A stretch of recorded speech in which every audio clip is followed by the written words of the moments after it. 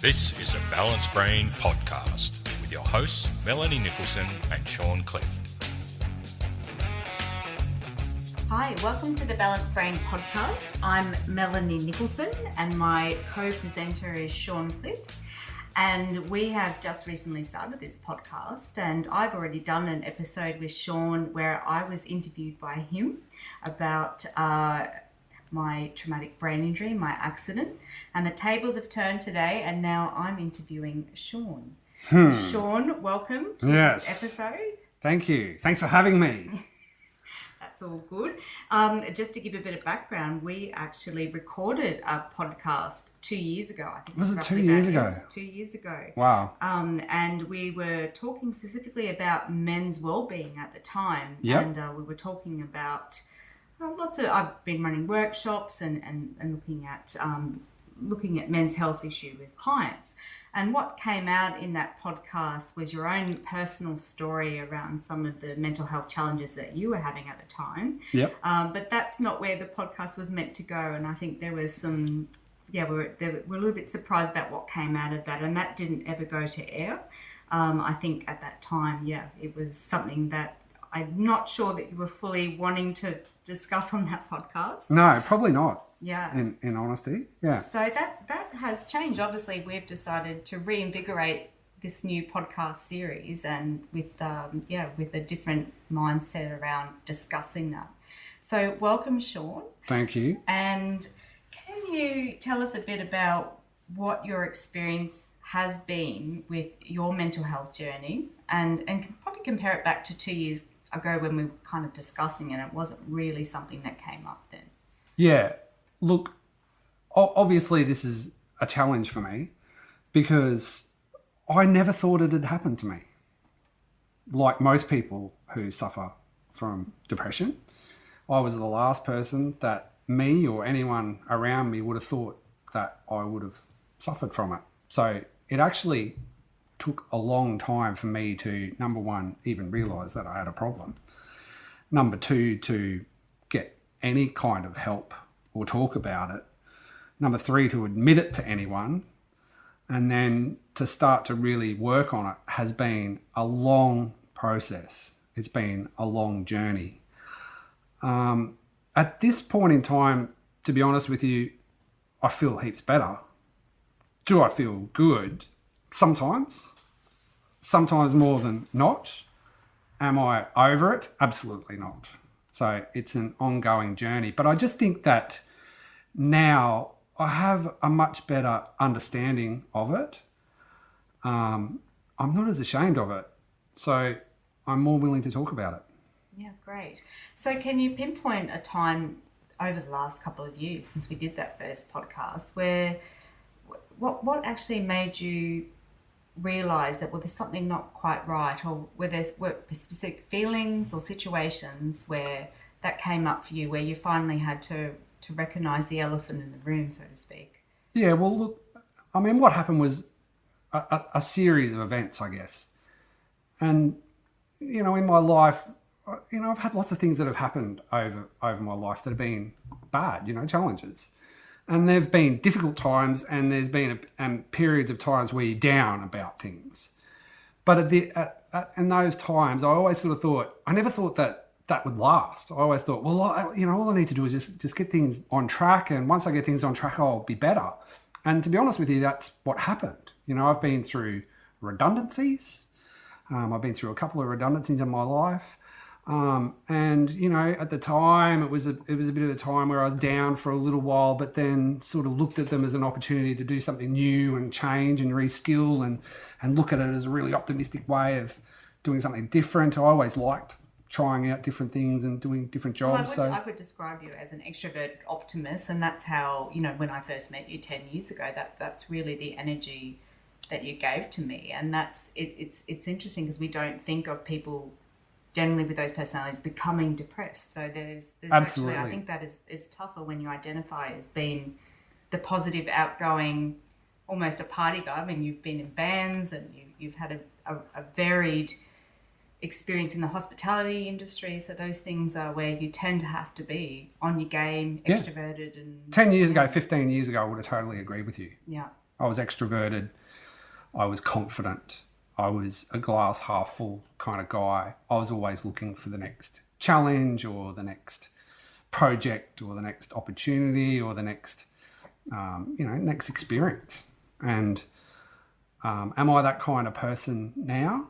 On the outside, probably, to a lot of people, but I think most people that are close to me now have probably seen a lot more of an introverted side to myself, and I've seen a lot more of an introverted part of myself, and that's been a real journey, because I maybe that is what I am. I don't know, and that's what I'm trying to find out, I suppose. Yeah. So if you think back to when you were growing up and through school, is that something that you had always identified with, being that outgoing, extroverted kid, or were there moments when you can reflect back when you were a kid where you actually were quieter, more introverted? Yeah, look, when I was young, in primary school, I was quite introverted. And then I kind of came out of my shell and when I was around sort of 15 or 16. And I wasn't sort of a party guy or anything like that, but, I really enjoyed the social aspect of school. I wasn't the best student, but I loved school and I got involved in everything. I was not a great sportsman, but I loved playing sports. I wasn't at that point in time in my life, I wasn't a great musician, but I just wanted to play music. So I just joined the school band and joined the school musical, but didn't really have any talent at singing. So I joined the crew, you know what I mean? I just wanted to kind of be part of stuff and be part of it. And, to be honest, I went to quite a big school, big Catholic boys' school, and, it was, I ended up school captain. And I was probably one of the first sort of non-real academic school captains. And I think that I was voted in to that job because, I love hanging around with people and I had a very wide circle of friends. I had friends that were rugby players and I had friends who were musicians and I had friends who were artists and I had friends who were right into academia. And I just wanted to branch out and meet as many people as I could. School for me was a fantastic experience. I really enjoyed it. I didn't really know what I wanted to do with it as a career-wise or anything like that. And I ended up studying hospitality because I didn't get into uni. That's what it came down to. And I thought, well, I'll just study this for a little while, upgrade my score so I can go and study business because my dad does business and that's what I'll do. But I ended up working in the hotel industry after it and just loved it. And that was a fantastic period of my life. I made some excellent friends. It was a really rewarding work, really hard work. It was a really fun environment. There was a lot of social interaction. I really enjoyed that. So over that whole period of time, sort of my 20s and 30s was a real highlight of life. And I had a real vigour for life. I had a real vigour for an enthusiasm to work up the corporate ladder and meet as many people as I could. And that connection with people has always been sort of the main driver for me, I guess. So up until that point, there'd be no way in the world I would have thought of depression, let alone thinking that I would get depression or that I would suffer it. So there's nothing in your 20s and 30s that where you had moments of melancholy where you look back and that was actually a pattern, but it doesn't sound like it was. It was actually something that really has come about from... Yeah, exactly. I had some challenges. Like I said, when I was, just left school, my parents divorced. That was a challenging time. I'm not saying that it was easy and that it wasn't sad for mourning of that relationship, but at the end of the day, I was pretty much ready to move home anyway and start my life. And my sister and I moved in together in Brisbane, and eventually, I reconciled with both my parents. It was hard not to take sides during that time, but I reconciled with them and saw that they were both really happy and really looked at it as a positive, actually. So I have a good relationship with my step parents, and good relationship with both of my parents, and so that was a hard time. But again, like, I'm not saying that I never thought that it would stay hard. I knew that eventually we'll be okay, we'll be fine. And then I sort of put all my effort into my career in the hotels, and the hotel I was working for sold and changed ownerships and changed branding, and I was made redundant, and I was a very, very hard worker. I put blood, sweat and tears into that role, and that was a hard time. That was a very difficult time, and that was probably the closest that I can remember where I felt a sense of depression. And how long was that period for where you were redundant, like where you were without work? Well, not too long. Like I looked at that as an opportunity for change. I mean, what I was doing in the hotels, I worked basically looked after the food and beverage department. I spent a long time working in the events part of the hotel, so weddings and conferences and corporate trade shows and things like that. So there was a lot of weekends, a lot of late nights. I think I worked 10 or 11 Christmas days in a row, 10 or 11 New Year's Eves in a row. It was a young man's game, Well, just going into that, then you've had a massive change in the second half of your life after the age of 40 and going into your 40s, and you had a child.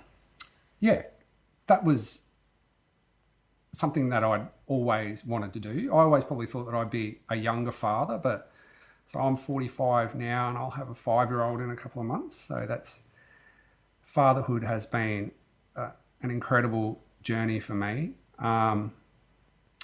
When my daughter was born, or just before my daughter was born, was probably the lowest that I was at. Right, okay. That was a very, very difficult time, and I don't really want to talk about the specifics of it, but it didn't end well, and I basically lost that job, and I had nothing then. And when things went really, really bad, my wife and I, we're both older, so my wife and I sort of met when my wife was 40 and I was 38, and we both wanted to have children, and the doctor basically said to us, look, you guys can try naturally, but with Carmen's age, you're better off doing IVF. Yep. So we did that, and we were really lucky, actually. We were successful on IVF's a convoluted thing. Like, it's not just you just try this and then this happens. There's a process that goes on, and then if that doesn't work, you do a couple of things. And my wife would be able to tell you much more about that than me. But at the end of the day, we were pretty lucky. We were given a low percentage, and we had a beautiful girl. But in the lead up to that period, I was unemployed. I was totally in the wilderness, totally in the dark. And there was a timeline ticking. Yeah. Okay. Can you tell us what sort of fears came up around that time? Where you're unemployed, you're trying for a baby. What were the feelings that were coming up at that time that you may not have been familiar with in your 20s and 30s when you were basically working in a very successful, happy roles? Well, in my 20s and 30s, if it had come to the period, in my late 20s and early 30s, if it had got to the period where I had a child on the way, it would have been a very exciting and joyous time, because I was in a good place. I was successful. I mean, what is perceived as successful, that's something really important that I'd like to touch on, because, like, I perceived that was successful, being in a management position or whatever, but at the period of time that my daughter was on her way, I was in a very, very dark place. Yes. Yeah. And that came down to the sense that, what kind of father was I going to be? Because I wasn't able to provide, what was my wife going to do? You know, she was working, and it was getting to the stage where she was not going to work. Yeah. And I was desperate, and I was had lost all of my confidence, all of my joy. And there was a point where, in the months before Rosanna was born, that I had serious thoughts that she would be better off coming into the world without me.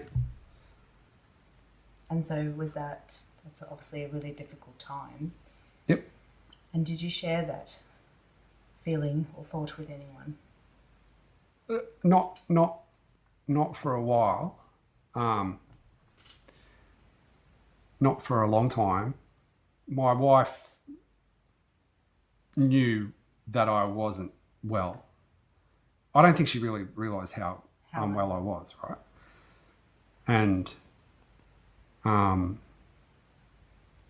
then you know I kind of told her what I was going through and what I was thinking, and yeah, that was probably the first time that I really sort of reached out to anyone, I think. How did you seek assistance for that period of your life? I didn't. I didn't for a long time.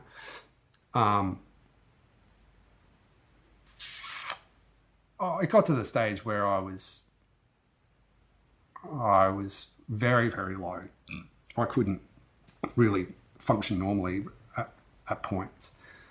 From the outside looking in, you probably would have thought that Sean's okay because, you know, you just sort of throw up that barrier and throw on that mask and throw up that wall, and you try and be friendly and you try and be polite to everyone, and you try and have a joke and you try and have a laugh. But honestly, it got to the stage where, yeah, I didn't think that I'd see my 40th birthday, that's for sure. I actually went on a camping trip on my own in the middle of winter. Yeah. And I had no intention of coming back. Right. So, and that was just before Rosanna was born? Yep. And other than your wife, were there other people around you that knew that's what was going on, or did you have that facade? I had that facade, totally. And then I did start to go to counselling at that point in time, which was helpful to a point. And then I started to reach out. Well, my wife sort of reached out to my family and said, you know, I don't know if you know, but, you know, your son's and your brother is in a really bad way. And then so they sort of started to reach out to me, and I felt more confident talking to them at points, but I never really told them the truth, in all honesty. It was just, I didn't really tell them that. I just kind of kept saying, oh, look, I'll be okay once I get things on track. I just got to get things on track, and when I get things on track, I'll be okay. And then I started to reach out to some closer friends, and I'm really lucky. I've got really great friends. Really good friends. Yeah, we talk about your friends a lot. Yeah. I mean, you were one of them that I reached out to, really. And once I started to talk to friends, that was better, okay, because you know, they were great listeners. Some friends are really great listeners, and they can sort of give you some good advice or just have a good chat to you. Other friends are really great at giving you a distraction, and that was really warranted at times too, to be honest.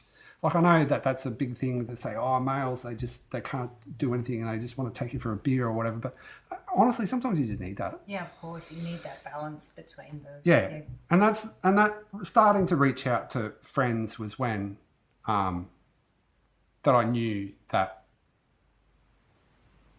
you know, that things weren't good. Right. Yeah. And how did you come back from the camping trip, if that's where you got to in terms of your feelings? What do you feel like got you through that camping trip and made you come home? Well, my little girl on the way, that's what did it. Like, at the end of the day, like, I just knew I had to. Like, I just thought that like to be selfish. Like, and I've got, I don't want to say that that's right because I don't think it's right, but I did feel like that at the time because I just felt like I had to, like, what sort of damage would that do before she's even here? So I just had to drag myself out somehow. Just drag myself out. It literally was dragging myself out of the tent and packing up the car and driving back to Brisbane, and just thought, I just got to try. I got to try. So then tell us, when your daughter came along, how did that change things? I know that can be a really challenging thing, particularly for men in that new role as father, and how that impacts on how you see yourself. And at the time, you're already going through the identity of, what am I doing in terms of employment and as a provider. Yep. So tell me about how that, once your daughter came along, what phase were you in then? How did that move through that period of your life? Well, when Rosanna was born, when my daughter was born, it was absolute joy for me. So, my wife had a cesarean, so I don't know if people know what happens, but basically, there's been a little bit of time with the mum, but then mum's got to get, stitched up, and it's a pretty big operation. So actually, they give the father the child. And then I knew that it didn't matter what else happened. That's now what I am. Yes. Right? That's what you are. That's the main thing that you are now is this. You're this girl's father. Like, all the other things that you've been just don't matter. And I'm not saying that it was a light bulb moment or a switch on like that. But it was really like, okay, here we go. Like, this is it. And so, like, I call her my little angel because in a way she was, And, I know, like, dads call their little kids little angels, but, like, when I say that to her, I really do think that she's my little angel because, like, she came on and like, really kind of gave me a new sense of focus, a new sense of purpose, a new sense of identity. And you know what? There was one day, like, I spent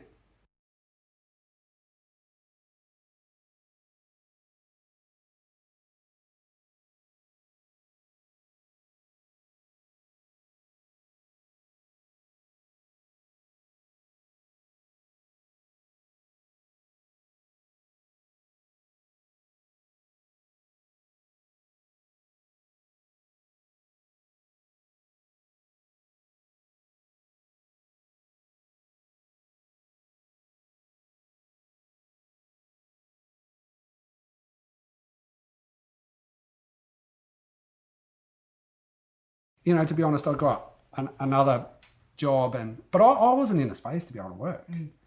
Like, I was so depressed and so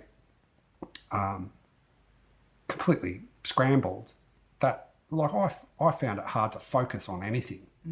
And, like, at the end of the day, I just needed a circuit breaker somehow. And it was a very challenging time because, my wife wanted to be the person to stay at home and raise our child. And, I wanted to be the one who was out working and providing like the men should do and blah, blah, blah, blah, blah. That would have been an ideal world. But at the end of the day, my wife had a government job, stable government job. She could go back to work.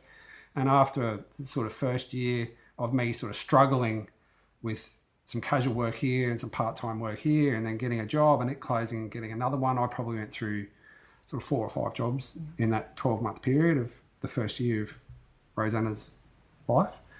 And then eventually, it wasn't an easy thing to do, but eventually I stayed at home and was the primary carer for our daughter for between 2 and 3. So tell us about this experience. Tell the listeners about what that experience was, being a carer of your daughter. I can tell you that it's only privileged people would say this, right? But every father should try and have the chance to do that if they can, for their young ones' first couple of years. If you can spend a couple of months or 6 months or a year, I would highly recommend it because you totally understand what parenting is, rather than being at work and coming home and trying to help out with things or doing things on the weekend. Like, it is tedious and it's boring and it's exciting, it's funny, it's fun, it's heartbreaking, it's everything. So there's one day where my little girl got really ill. She had really bad diarrhea, and I think I had changed sort of 20 odd nappies in a couple of hours, and the poor little thing, she was in a lot of pain, and so after every change, I just put her in a bath and tried to get her soothed, and then eventually it just got so hard to keep putting new clothes on her. We just cuddled in bed, and I just held her in bed, and she just held on to me, and she just knew that I was going to be there. And I thought to myself, of all the things I've done over the years that I thought were a challenge or really important or vital, this meeting or whatever, there was absolutely nothing more important than that day. That's the most important day I've done. Like, it was just, she absolutely required 100% focus and attention. And if there was a mistake, or if I was lazy, or if I decided that there was another priority that needed to be focused on, she'd be in hospital or worse. So that was a very, very, very valuable lesson, and it's something that I'll never forget, to be honest. And what were some of the challenges, or did you have some things come up around how you were being perceived as being a stay-at-home dad? Or I think I remember you telling me about how you would go down to the kindy and there'd be other mums there and there'd be some... Oh, yeah, not the kindy. It'd be like at the local... The park. Yeah, the local park or the local coffee shop. You'd sort of go down there and there'd be, heaps of mums with, toddlers, and they'd all talk and share stories about, feeding or, clothes, or where they're going to go to kindy or whatever. And basically I'd go down there. Rosanna would play with the other kids, but I'd sit by myself. Mm. So there was a couple of times where a couple of the mothers reached out, but very rarely. And I remember the first time I took Rosanna to swimming lessons, the swimming teacher sort of said to me, it's okay, little one, and she said, usually, there's not too many people come here with their dads, like, it's a different world now, isn't it? And there was that kind of perception. You always hear about these, that dads get more attention if they take their kids to the park or the pool. It's like, aren't they being a great dad? But your experience was the opposite of being actually I don't think that people would have thought that, you're not a good dad or whatever. It's just that, it was hard to be included, I guess. Included. Yeah. I guess that's probably what I was more like. I think there's this perception that the sole dad will be welcomed with open arms into the mother's group, and and that wasn't your experience necessarily. No, not really. All the time. Not all the time. Sometimes, but not all the time. But it was. I remember I had a couple of other friends who had done a similar role, and I remember I was talking to one friend of mine who spent a year or 18 months with. I think he had 2 kids at the go there at one point. And I said, how did you cope with that? He said, mate, it's like getting castrated, except you still keep your testicles, mate. You wait what it's like. It's just the most demasculising thing. And he sort of joked about it, laughed about it. He said, it's really kind of a bizarre experience. But the experience for me internally was great, but there definitely was a perception that, well, why aren't you at work? Yes. You're the provider. And it's not just coming from, strangers. It's coming from people close to you as well. That definitely, they may not say it, but they're thinking it. Of course, I don't really think that has changed much. I know that we talk about that, Ched, but overwhelmingly, I think there is still obviously the mother is in that full-time mothering role. So yes, I still think that there's a long way to go on that. Definitely. How did that change the way you perceived yourself in terms of the male identity? Is that something that I really struggled with that? Yeah. I really struggled with that. I always thought that I would be, the provider, the breadwinner, the guy that would, help with all of that. That's what I would do. And then so I struggled with it. So a lot of that was just internally my issue as well. That sense of identity, because it was just such a shock to the system. And so I'm struggling with mental health as well as this massive change in what role I was doing. It was a big struggle with my identity. So can you tell me a bit about how you became aware of how you were feeling and how you recognised that you were in depression, I guess? Because a lot of, particularly men, are detached so much from their feelings, they don't actually recognise that they're unhappy. So were there triggers or particular feelings that came up for you, like, oh, there is definitely something not right and this is something that I need to... Well, they call it the black dog for a reason. And, I never really understood what that term meant until, now. And basically what happens is it just creeps up on you. You don't really have... Like, there was a couple of circumstances in my life that sure were a big shock and a big change and a very stressful work breakdown. I went through a relationship breakdown before that, which was stressful, not long before that. And so, you think you're going to be okay. And then you think that if you just get a couple of wins, you'll be all right. But then when you don't get the wins and you get a couple more losses, then those losses aren't just little anymore. They just are exacerbated to adding to this big thing. So then when you apply for a job and you don't get it, then that becomes a much bigger deal than if you were working and you applied for a job and you didn't get the job. It's like, oh, well, geez, I really wish I'd have got that. But you go off and you do your thing and you don't really worry about it. But when you're desperate, yeah, and then you're applying for things and you're going in for an interview and you think, okay, this is it. Sorry, no. Then it becomes harder and harder. The tension at home builds up and builds up and builds up. It has a massive impact on your relationship. So then every little thing becomes a big thing. Yeah. And then your ability to be able to deal with the little things gets less and less until you're at the stage where no matter what goes wrong, it's a catastrophe. Yeah. And then you're in a position where you need real help. And while I was going to counselling, the first couple of times I went to counselling, they give you a form to fill out and they say, rate what you're feeling from 1 to 10 and all this sort of stuff. And there was a question on there that said, suicidal thoughts, right? So how many suicidal thoughts did you have this week? And you write down a number. And when I first went into counselling, no one told me what that meant, right? So I'd put down, did I think I was going to kill myself this week? No, probably not, so I'll put 0. Yeah. And then the next time I went in, I thought, yeah, there was a time this week where I thought I might do it. So I put down 1 time. And then that was in the early days of counselling. When things were really bad, when I was close to hospitalisation, I went and had a proper psychiatric assessment, and the guy was really great.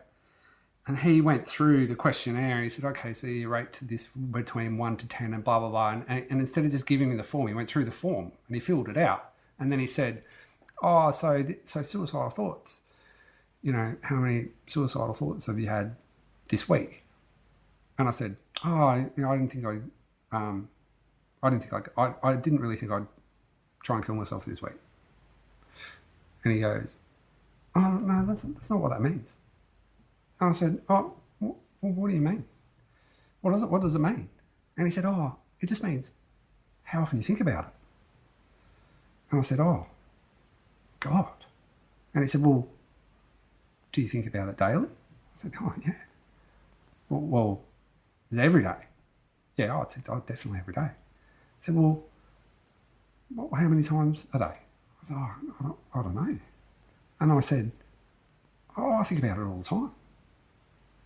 He said, we've really got to get some work done. Yeah, and that's And then he spoke to my wife and said, you know, your husband's really ill. Yeah. And like I don't know if I had filled out that form earlier, maybe there would be more. But you know it was on my mind all the time. And so that he would say like, now you might think about the impact that it have on your family. You might think, oh, what am I going to do with the money? What am I going to do with who am I going to give my things to? How would I do it? What are my parents going to say? Who's going to write something for my eulogy? Well, that stuff would consume my mind all day, every day. There would be hardly a moment that went by that period that I wasn't thinking about it. But so beforehand, I don't know whether I was guarding myself or guarding other people or whatever, but it probably could have been picked up a bit earlier. So what happened then in that situation where that psychiatrist actually took notice and asked you more questions? Because that's what it is about a lot of the time, right? Just asking more questions. Yeah, well, it's a really strange thing because the first thing they do is they go straight to medication. That's yeah. You know, I never wanted to go down that track because, and maybe I should have, and I'm not saying it's the right or wrong thing. I don't want to give advice. I'm just saying what I did, and I didn't want to do that. I wanted to get myself better, and maybe I should have. Maybe I would have got better quicker. I don't know. But I didn't.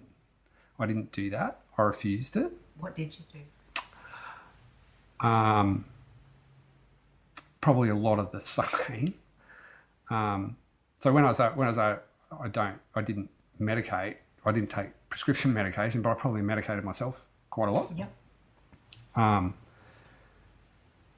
And yeah, that became a way for me to escape and feel better. And I always felt better for a little while, and then the next day you feel like shit.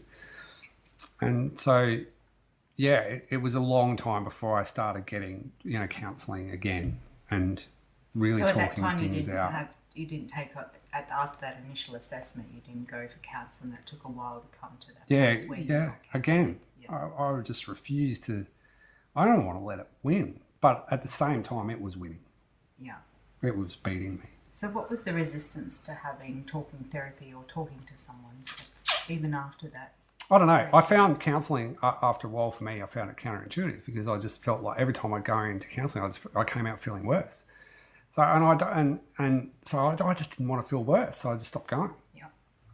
And then I kept going down lower and lower and lower. And my wife kept saying to me, I don't know what we're going to do. You know, what are we going to do? We've got to do something. We've got to do something. And I don't know what I'm going to do. And yeah, the big turning point for me was, well, not that, you know, like I kind of had some time on my hands. I did a bit of work around the house, and then I found I just found a handyman guy to come around and fix up part of my deck. And he said to me, oh, who does all your gardens? And I said, oh, I do. You know, I love working in the garden. And he said, oh, mate, I'm a handyman in this area. I don't know how many people say to me, I want someone to come around and do my gardens. And I got to the stage where my little girl was now in daycare a couple of days a week, so I needed to do something. And I really didn't feel as though I could go back into any kind of stressful environment. Like an office or training role. I really didn't really want to be around people, which is totally the opposite of me. So I just kind of wanted to be mainly in solitude or just around close friends. Yeah. And so he said, oh, look, you know, you could probably just put a sign up in the local shops and do some garden work. And I said, yeah, okay, I might think about that. And I'd actually toyed with the idea of it a little bit beforehand. I thought, well, that might just get me out of the house, get me just doing something. So I did that. I went and put a little sign up at the shops and mowing and gardening. But the next day I had 3 people ring up. And so I thought, oh, shit. You know, I borrowed my dad's trailer, just had the, you know, household car, and went out and started mowing lawns and gardening. And at first I thought, this is just shit. You know, this is really beneath me. And, you know, like I was just saying to you before, I got a wardrobe full of suits and ties and shirts and nice shoes, and they're all just sitting there, and I'm just wearing crusty old shorts and a t-shirt and steel cut boots and out in the sweat and you know, mowing old ladies' yards for $30. And then, but it just got me doing something. And I just kept going each day. Well, I just keep going. And then I tell you what, it was tough because I started in the worst drought that we've had in eons. And that winter period, like I was just driving around to dead grass. And so then I thought, well, this is ridiculous. I failed again, and the catastrophe starts. Yeah.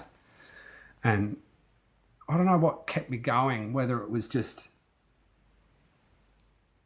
pressure from, all angles just to try and do something. But there was a lot of pressure for me to go get another job and just get out there and just get back to what you're doing. But I knew that I couldn't do that. You could not go back. Absolutely, no way. And so I just kept thinking, well, I'll just keep trying. And then things just got better. I started going from just filling up 2 days. It took a while to fill up 2 days. Then so okay, let's try for 3 days. And I remember coming home saying, I made $400 this week. I was like, oh, okay, great. Let's see if we can get some more. And then, but that was a big milestone for me in all honesty.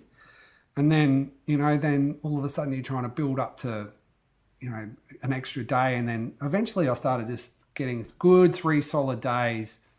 And then I went through a pretty good summer the next year and started to really build up a little client base. And I'm thinking, this could be a good little business. I'm good with people.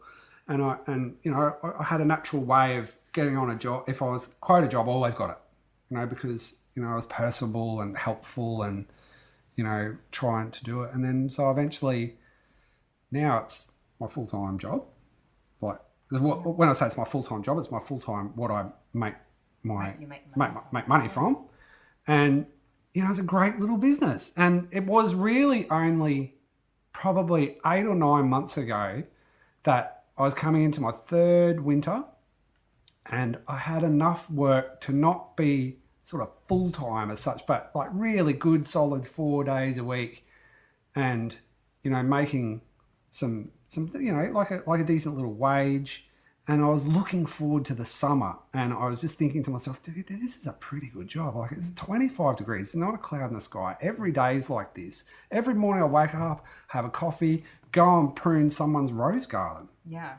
And I think as friends we've spoken about, like I remember when I was trying to get my business running, I went and worked for my brother and outside in the sun, and he's a builder and I was doing, carpet laying and nailing things. And I just love the experience of being outside, outdoors, out Absolutely. in an office. And I love gardens and plants too. But just can you talk about how that impacts actually, how that helps with mental health? Well, first thing it does is it impacts physically. Physically, yeah. And I think this is a really big thing because then, so going through that winter period and thinking, there are worse jobs. This is a good job. Like I'm my own boss. I was at the stage where I really wasn't knocking back any jobs, but I could have if I wanted to, but I sort of pretty much took on everything that I had the opportunity to do. Some jobs are not great, but that's the same as any job. But most jobs were really fun, really enjoyable. And the physical aspect of it then starts to really come in, where you're coming home from work and you're physically exhausted. Yeah. But mentally, you're mentally really, like, you've had a good day. Yeah. You've been in the sun. It's green grass, it's green trees. You're learning about plants. You're learning about soil. You're learning about pests.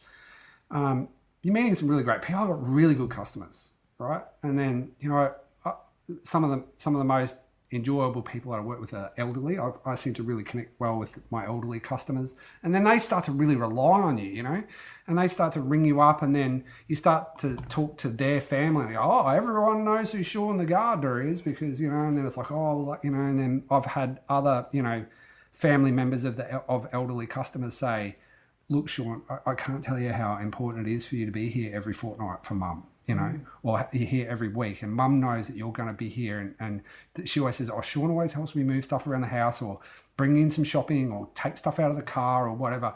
And then I actually started to think to myself, this is really important what I'm doing.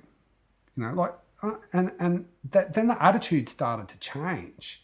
So hang on a second, like this is important. What I'm doing is important. These people need me to be here. They rely on me to be here every fortnight. And in a lot of cases, I'm one of their only visitors. Yeah. So that's a purpose, right? It's total purpose. And sometimes I think, okay, well, I'm going to charge $50 to do that yard. Hopefully I can be in and out in an hour and a half. But 2 hours later, I'm sitting down with a cup of tea and a scone and having a chat about whatever it is. And, you know, that the joy on their face of having someone there to visit and just talking and communicating and getting that back, you know, all of a sudden it's, well, I'm back networking, but it's in a totally different sphere. Yeah. And then I'm getting phone calls from someone like, oh, well, you look after Marge's house in the Gap, and she said, you know, you never fail to be there every fortnight. Can you come around and have a look at my back courtyard and da-da-da? Then life became purposeful. I fully changed my attitude to it. Yeah. And then so I came into this summer in a really good position because, you know, so seasonally it rained quite a lot in the winter, and then we had a good wet spring, and I just knew that this summer this is going to boom. And I tell you what, I've been so busy that I'm now turning away jobs and turning away work. And, you know, coming home at night now, instead of thinking about all of these things that you ruminate on and you go over and over in your mind how bad things are and how bad things have been and how unlucky I've been and I wish this didn't happen, and if that had happened, I wouldn't feel like this. To just coming home, making dinner, having a cold beer and a glass of wine with dinner, and then just looking forward to going to bed and sleeping like a rock. Yeah, that would be. That sounds like actually a dream because I don't sleep very well. But... And then, I remember just looking at myself in the mirror at the lead up of the end of last year and looked at myself hard for ages. And it was a really bizarre experience because I don't know if you've ever really properly looked at yourself, but it's a very, very unbelievable thing to do. Mm. And I just said to myself in the mirror, I'm going to beat depression. I'm going to beat it. Yeah. And like I say, have I beaten it? No. It's there. But I'm going to give it a bloody good shot. Sounds like your gardening business was your therapy. Absolutely. And it was really interesting to talk to a guest on one of our other episodes who was a Qantas pilot and lost a job through COVID, and that positive attitude that she took to some of the jobs that she didn't want to do, that's what I've done. Yes. And so it has been a turning point. And then so once I started to feel good about that, then I started to look at other ways that I could turn things around. And that's when I started to look into meditation and,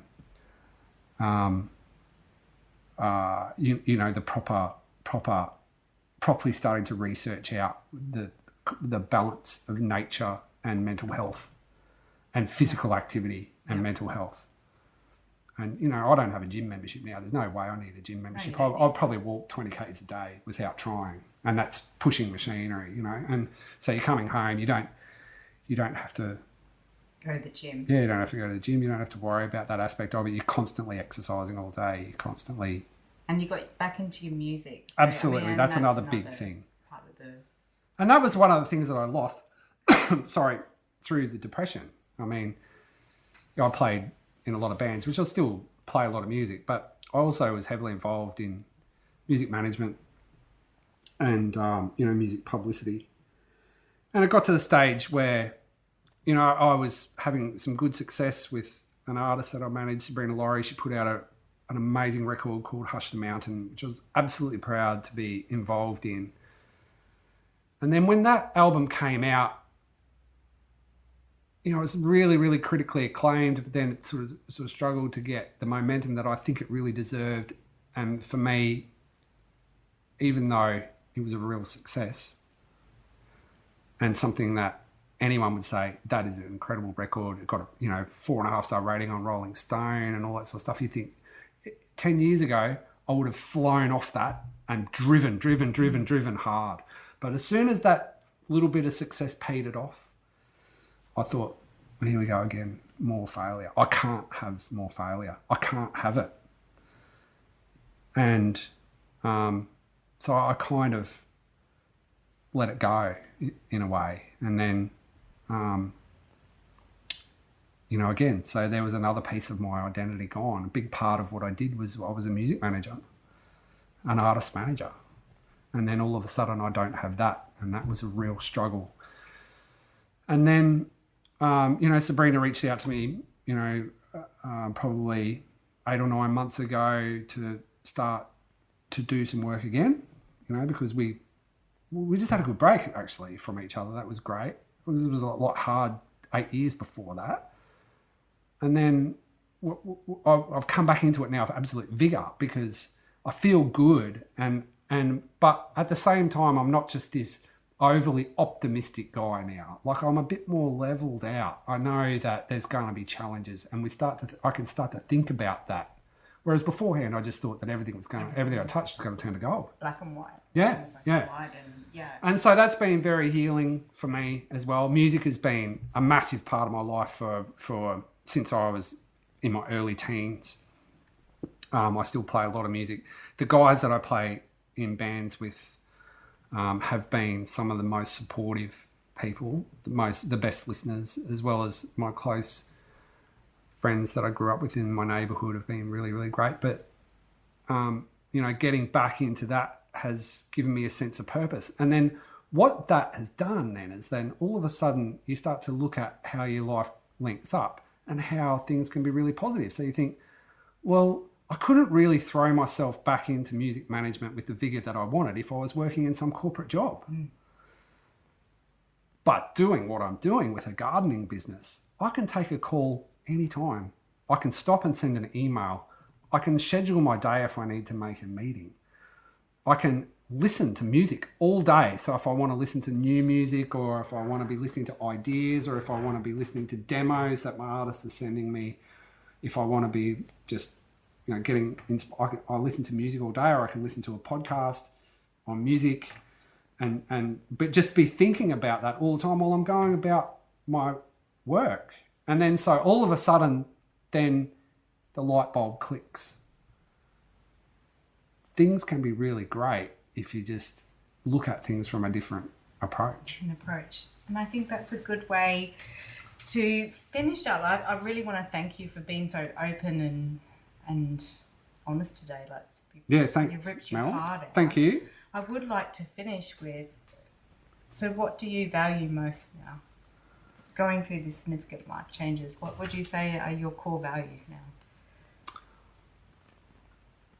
I would say close friends and family are the most important thing to me. I would say that what I value now is not what people do for a work or their occupation, or what it looks like from the outside. What is really important is how people are, and